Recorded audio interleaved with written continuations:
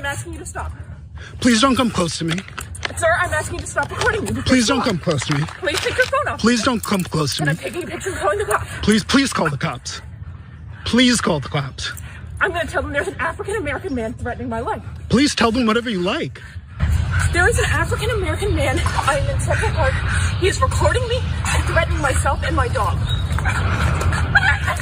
I'm being threatened by a man in the ramble. Please send the cops immediately.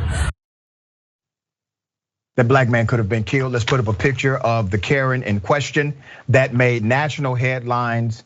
It actually transformed some laws. That's where we got many of our Karen laws from today. The criminal case against Amy Cooper, that woman, that Karen, the white woman who called the police on a black bird watcher in Central Park and lied, made a false report that he threatened her, put his life in danger. Her charges were completely dismissed after Ms. Cooper completed a therapy program that included a class on racial bias. That'll do it.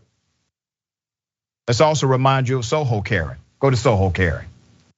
This is my phone. Show me. No. You don't have to explain nothing to her. Take the case off. That's mine. Literally, get it back. Are you kidding me? You feel like there's only one iPhone made in the world? No. Okay, then show me the. Show me all my. You get a life. Yeah. Did you see me just come downstairs out of the elevator? I'm trying to help. No, but you're not helping. I am. What you've been is disrespectful. No, I'm trying to settle the situation. My son has nothing to do with her. No. I'm trying to figure out what's going on in the lobby. Then show me the proof. No, he's not leaving. Show me the proof. Did you see two black people? No, I'm not letting him walk away with my phone.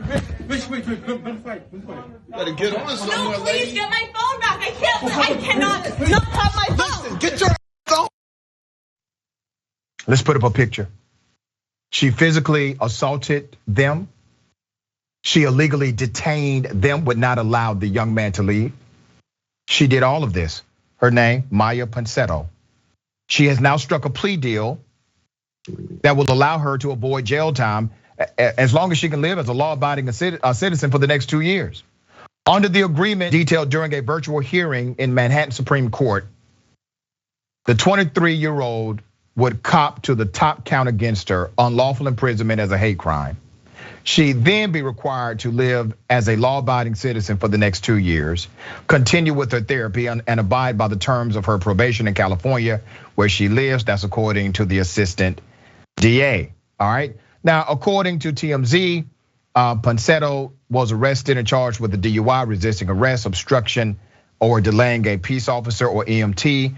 At that time, she was still on probation from a previous DUI, May of last year, in which she was also accused of fighting with the police.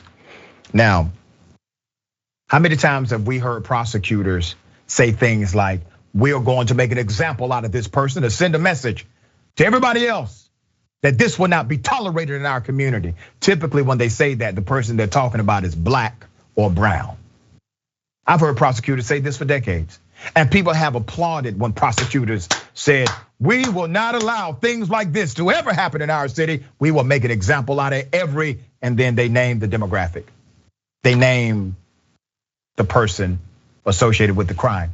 We have not heard this done not one time for one of these Karens who have decided to weaponize their privilege in a way that puts others in danger, their very lives or their freedom. They have filed false police reports. They have illegally detained individuals. They have physically assaulted people. What is it going to take? What is it going to take for prosecutors to finally step up, treat this as the crime that it is, and actually prosecute? Are they afraid to make examples out of Karens? Are they afraid to stand up for the community against this assault that typically targets black people? Adrienne, thoughts?